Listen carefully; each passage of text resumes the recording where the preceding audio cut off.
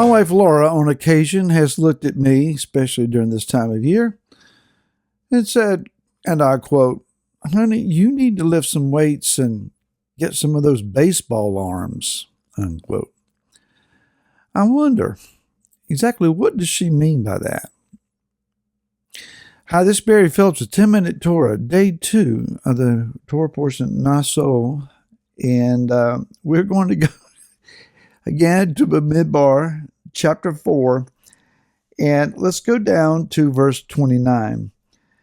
As for the sons of Merari, register them by their clans and by their father's house. Register them from 30 years old and above, even to 50 years old, all who enter the service to do the work of the tent of appointment. And this is the duty of their burden.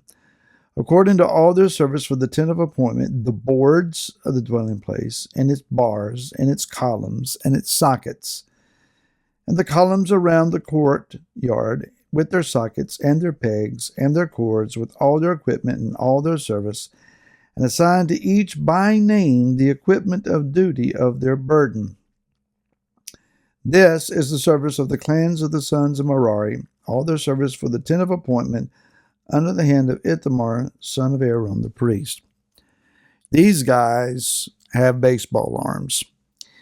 They are the heavy hitters. They are those who have a sense of strength and endurance and brute force, perhaps. These boards that comprise the walls, the inner walls of the tabernacle, they were not light. The bars were heavy. And the sockets, bending over and picking up those sockets of silver and carrying them. Thankfully, they were given wagons to help transport these heavy items. But these are those that are attached to the foundational supports of the house of the Most High. Their work is not seen in much of the display of things. It's kind of behind the scenes. It really does speak to us of those who are responsible for that which is pertaining to structure and that which is foundational, that which is a support system, that which gives a sense of definition and borders and protection. All of these things we can learn from the sons of Merari. Now, I don't know that these particular family members and these clans were physically more capable than the Kohathites or the Gershonites. We're not told.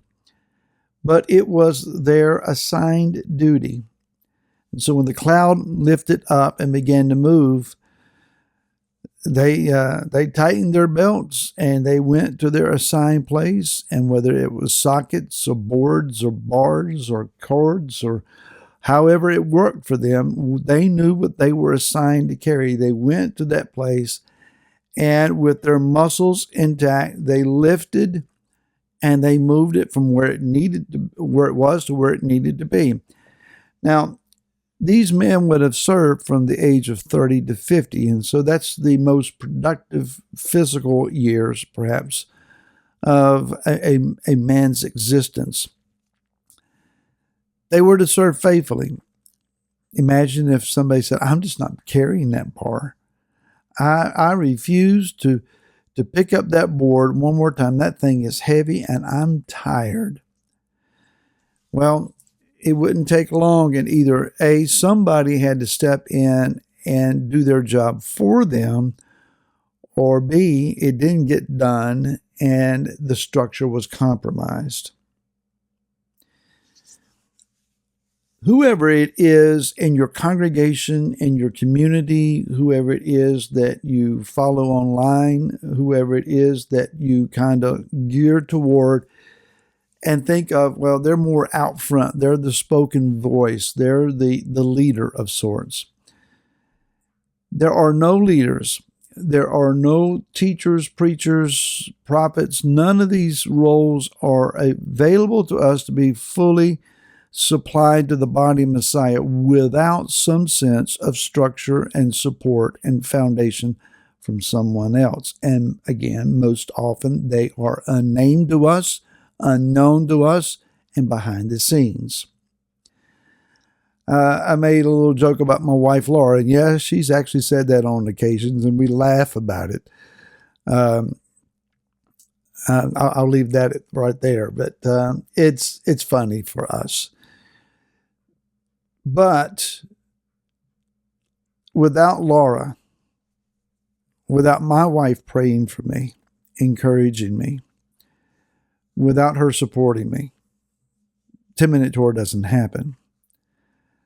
At House of David, where she and I lead our congregation, without people who do what they do behind the scenes, whether it's the ones who clean and restore a sense of order to House of David after Shabbat services, those who make sure the supplies are in place, those who bring food for Oneg, those who pray, those who give and support, those who do maintenance on the building that we're in, those that perform other roles and duties. When a musician's not there, they're missed. When a singer's not there, they're missed. When a worshiper is not there, we missed them. This past Shabbat, it was a little thinner in numbers than normal. We had a lot of people away and out of town. And every time there's not, someone's not there, that role, that place, that voice, that input, it's missed. And I'm sure it's the same for many other locations. We need each other. We need to support one another. And Rav Shaul wrote about this in Romans chapter number 12, about some unsung heroes who are found behind the scenes. He says in verse 6, "Now having different gifts according to the favor which is given to us, let us use them accordingly.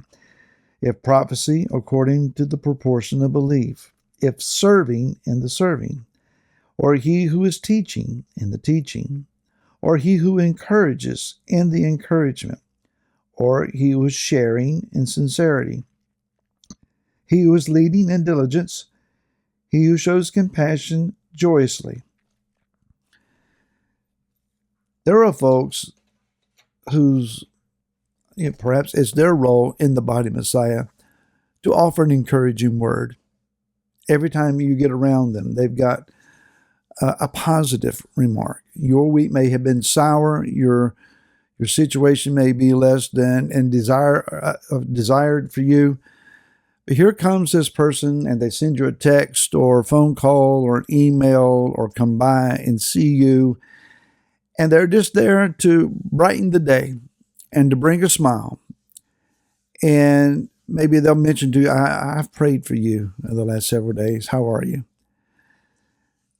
That's vital to the body. Someone supplies a need. You see that someone needs a particular tool or a piece of equipment or something. And you have extra, and you come by and you bring it and say, I thought you could use this. Man, that's awesome. Thank you. For those who pray for me to do 10-Minute Torah and to do Foundations for Life with Mike Clayton and to do Reunion Roadmap with David Jones on Eddie Chumney's Hebraic channel, and then to support us at House of David. You pray for us. You send little blurbs, a little comment here and there. I go to YouTube and I see that there's a comment, and that's one of the first things I do. I click on that. What's somebody's response? What did they glean? What is their question? How can I help? That's encouragement. Find your niche. Build up some baseball arms by doing some heavy lifting for someone. Be the missing link for them. If we open our hearts, open our eyes, and ask for the opportunity, Yah will indeed enable us to flex our baseball arm muscles and give someone some help. May you find that opportunity today, and I'll see you again tomorrow. To then, shalom.